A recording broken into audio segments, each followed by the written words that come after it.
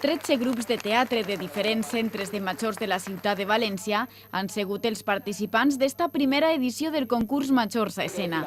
El que va ser una idea ja està totalment materialitzat amb esta entrega de premis. L'obra més guardonada ha sigut Por fin el bueno de Sancho es gobernador, d'Amics de la Nau Gran, que ha guanyat el premi a millor interpretació, millor direcció i millor actor.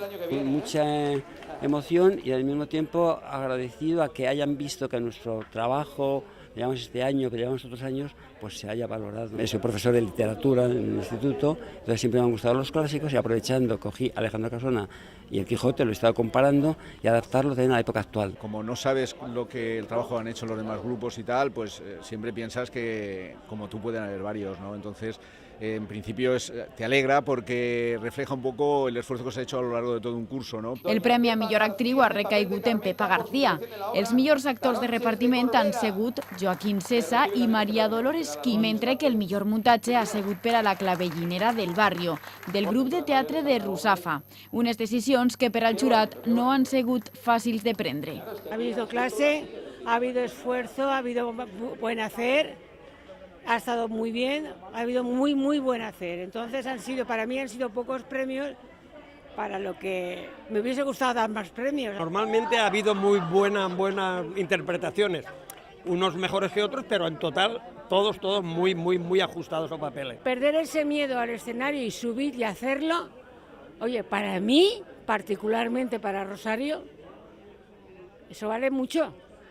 I el premi a millor vestuari i caracterització ha anat a parar el grup de teatre Amateatro, amb l'obra La pluma rei, una primera edició que ha tingut molt d'èxit entre les persones majors i ha deixat patent la quantitat de teatre que hi ha als centres municipals. Hemos puesto en marcha este año la primera edición de Majors a Escena porque era una petición de nuestras personas mayores, que hay muchos grupos de teatro en sus centros y que querían visibilizar y también pues competir sanamente siempre entre ellos. Han participado 13 grupos de teatro y la verdad es que la experiencia ha sido muy buena y esperamos que el año que viene podamos contar aún con más grupos y por lo tanto tener mayor participación e implicar a cada vez más mayores.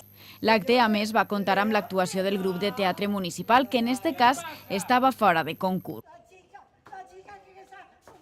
Una activitat que potencia la relació social entre els majors, la memòria, la psicomotricitat, sense dubte un fum d'avantatges. El relacionarse día a día con las personas de su centro y tener un proyecto en común, lo que también les ayuda a salir de casa, a ir al centro y por lo tanto también a ejercitar la mente. Ara tots estos actors i actrius prendran un respir per a descansar este estiu, però a partir de setembre es tornarà a posar en marxa l'engranatge, ja que segurament tornarà a haver una segona edició d'este concurs de teatre Majors a Escena.